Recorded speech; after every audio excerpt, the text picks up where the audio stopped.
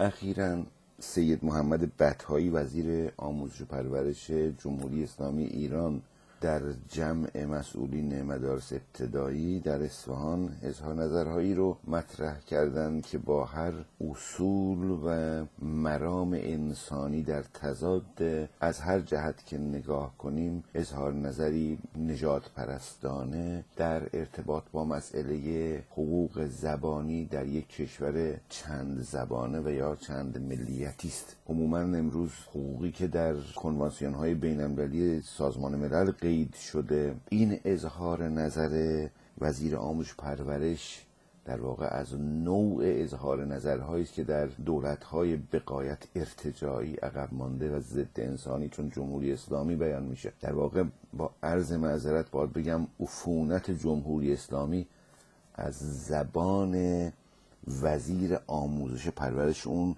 جناب محمد بطحایی بیرون میاد. این اظهار نظرها وقتی بهشون دقت میکنیم از چه چیزهایی سخن گفته، بیشتر ماهیت بغایت ارتجاعی این دولت و بخش وزارت آموزش پرورشش برای همه عیان میشه. ما از کشوری صحبت میکنیم که اکثریتی به معنی اکثریت مطلق در این کشور وجود نداره، یعنی که ایران کشور اقلیت هاست. اگر فکر کنیم که جمعیتی زبانی و یا اتنیکی در یک کشور 50 یا بیش از 50% کشور باشه، در ایران جمعیت زبانی و اتنیکی بالای 50% یا حتی نزدیک به 50% هم نداریم. در نتیجه ایران کشور اقلیت هاست. اگر اکثریت نسبی رو هم در نظر بگیریم، باز هم زبان فارسی و یا متکلمین زبان فارسی از نظر کمی یعنی تعداد در درجه دوم در ایران قرار میگیرن. یعنی امروز بر اساس اون چیزی که مقامات خود جمهوری ایران اعلام کردند که 40% جمعیت ایران ترک زبان هستند، باز هم در مدارس و مراکز آموزشی کشور 40% جمعیت شرکت کننده یا محصلین و حتی معلمین شرکت کننده در سیستم آموزشی ایران رو هم باز ترک ها تشکیل میدن. با این وجود نگاه میکنیم به 2-3 مورد از تیترهایی که یک وزیر، دقت کنید، یک وزیر میتونه، اونم یک وزیر آموزش پرورش میتونه از زبانش جاری بکنه. ایشون میگه که در مراکز آموزشی خط قرمز زبان فارسی است. یعنی نباید کسی از این خط قرمز عبور کنه. یعنی نباید کسی در مراکز آموزشی، چه در کلاس ها، چه توسط معلمین، چه توسط دانش آموزا، نباید غیر از زبان فارسی از زبان دیگه استفاده کنه. شما فکر کنید که آیا عقلانیتی، حتی ذره عقلانیت در این بیان نهفته است؟ مثلا فکر کنید در آذربایجان تمام مدارس که میرن هم معلمینش و هم دانش آموزاش ترک هستن و زبانشون ترکیه و این آدم میخواد که در آذربایجان و یا هر منطقه‌ای که ترک نشین هست میخواد که در مدارسش محصلین و معلمین ارتباطشون به زبان فارسی باشه. فکر کنید در کردستان معلمش کرده و دانش آموزش کرده و میخواد که با اون دانش آموز و معلمش به زبان فارسی سخن بگن. خود این وزیر تجربه میکنه که از معلمش میپرسه و میبینه که با دانش آموزش به زبان ترکی حرف میزنه و میپرسه که چرا این کارو میکنی و معلمش میگه که دانش آموز خوب میفهمه در این شرایط. و این وزیر این منطق رو که فهم دانش آموز مهمه، نه اینکه کدوم زبان، یعنی سهل ترین زبانی که مردم دانش آموز باید بفهمه مورد نظر باید باشه، این وزیر میگه که اونجا فهم دانش آموز اهمیت نداره، زبان فارسی اهمیتش بیشتر از فهم دانش آموزه. یعنی نظام آموزشی ایران برای حقن کردن زبان فارسی است، نه برای تعمیق دانش آموز. یعنی وزیر آموزش پرورش میگه که خط قرمزش دانش و کیفیت دانش برای دانش آموز نیست، یاد گرفتن زبان فارسی خط قرمزشه. یعنی اگر یک وزیر آموزش پرورشی منطقاً فکر میکرد باید میگفت که آنچه که در آموزش پرورش مهم هست عمق و گسترش دانشه. یعنی هر چقدر کیفیت دانش آموختن در مدارس بیشتر باشه، اون خط قرمز وزارت آموزش پرورش باید باشه که این بچه‌ها، این دانش آموزا باید با کیفیت بهتری دانش رو بیاموزن، نه اینکه با چه زبانی. زبان مهمتر از دانش در اینجا، چون معلم خودش در توضیحش میگه، معلمه میگه که دانش آموز وقتی به زبان خودش صحبت میکنی بهتر یاد میگیره. ولی این وزیر که آگاهانه در فکر تعرض به حق دانش آموزه، در فکر تعرض به دانش آموختنه، میگه که نه، خط قرمز زبان فارسی است. مورد دومی که وزیر آموزش پرورش مطرح میکنه مسئله زبان محلی است. دقت کنید، باز هم یک وزیر آموزش پرورش در تحقیر زبانهای موجود در ایران اظهار نظر میکنه که گویا زبان محلی ارزش و اعتبارش از زبان فارسی کمتره. اولا صحبت اینه که زبان فارسی در ایران، اگر اون زاویه‌ای که وزیر نگاه کرده، باز یک زبان محلی است که در فارسستان و یا مناطق فارسی، استان فارس، درش تکلم میشه.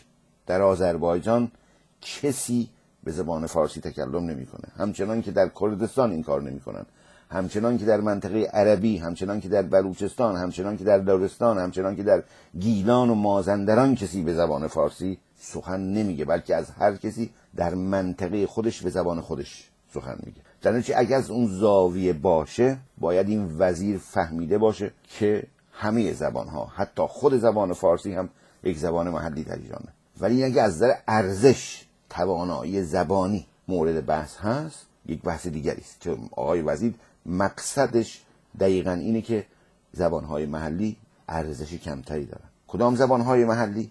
زبان ترکی که زبان دولتی در سده‌های گذشته در ترکیه امروز و در کشور آذربایجان، و زبان عربی مثلا که زبان رسمی چندین دولت در منطقه، که این آدم که عنوانش وزیره این زبانها رو زبانهای محلی مینامه. بسیار جالبه که میگه که آموختن دانش آموزان به زبانی غیر از زبان فارسی خطرناکه. یعنی وزیر آموزش و پرورش یک کشور میگه که آموختن کودکان با زبان خودشون در مدارس کشور خودشون خطرناکه. فکرشو بکنید که در کجای دنیا این منطق میتونه مقبول باشه که یک دانش آموز در منطقه خودش با زبان خودش اگر تحصیل بکنه برای کشور خطرناک میشه. این نشان میده که تعرض زبانی علیه ملیت‌های غیر فارس به درجه‌ای وسیع هست که حتی کوچکترین روزنه نفوذ آموزش به زبان‌های غیر فارسی در مدارس ایران عملاً حیات زبان فارسی در این مناطق رو از بین خواهد برد. و به همین دلیل وزیر آموزش پرورش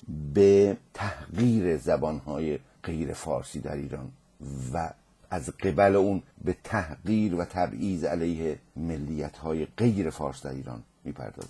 خود تبعیض زبانی و خود تبعیض علیه متکلمین اون زبان، یعنی زبانهای غیر فارسی در ایران، جوهرش نژاد پرستانه است. اون تعریفی که امروز از نژاد پرستی وجود داره.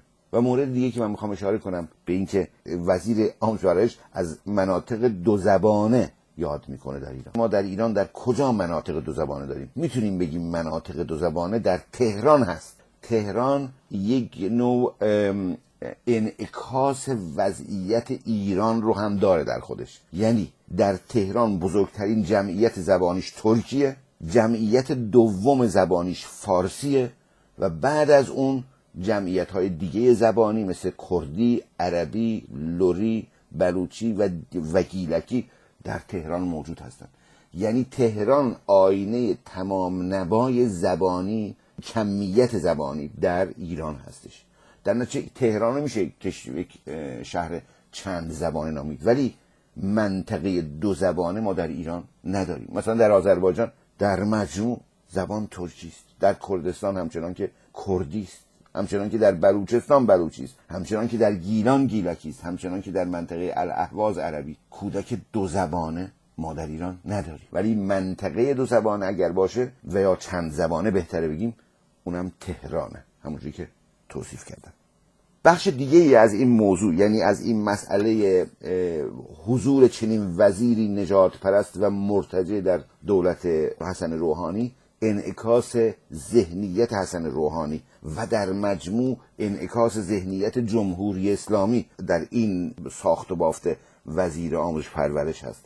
اگه یادتون باشه حسن روحانی وعده های به اصطلاح تشکیل فرهنگستان زبان ترکی رو داده بود. اون زمان احتیاج به رأی داشت و چنین هم شد و بعد از اون یک دفعه می‌بینیم همین حسن روحانی محمد بطحایی نژاد پرست رو به عنوان صدارت وزارت آموزش و پرورش انتخاب میکنه و چنین اظهار نظرهایی از اون می‌بینیم که میشه. به نظر من در نهایت ما باید با صدای بلند، یعنی تمامی جمعیت‌های غیر فارس زبان در ایران، به ویژه ترک‌ها در ایران، در هر مرکزی، در هر کجایی که هستن، با صدای بلند باید بگیم که ما باید در عمل از روی خط قرمز زبان فارسی عبور کنیم. عبور کردن از خط قرمز زبان فارسی، استفاده از زبان ترکی در تمامی لایه‌های اجتماعی، در تمامی مراکز دولتی، به ویژه در مدارس توسط معلمین و توسط دانش آموزان و ارتباطشون به زبان ترکی باشه. سخن گفتن در ادارجات به زبان ترکی، سخن گفتن در مراکز تجاری، در مراکز اداری، در آموزش پرورش به ویژه،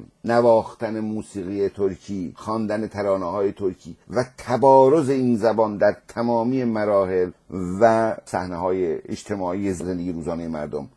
از این طریق، یعنی سخن گفتن به زبان ترکی و سخن گفتن دیگر خلق‌های غیر فارس به زبان خودشون در تمامی مراکز دولتی و غیر دولتی ایران، می‌خوایم یک پیام رو به دولت ایران برسونیم که ما با سخن گفتن به زبان خودمان از خط قرمز زبان فارسی عبور میکنیم و این رو در عمل به شما ثابت میکنیم. این فکر کنم مناسب ترین حرکتی است که ما میتونیم در برخورد با وزیر مرتجع آموزش پرورش محمد بطحایی و نظامی که اون وزیرش هست و اون نشون بدیم، یعنی عبور از خط قرمز زبان فارسی.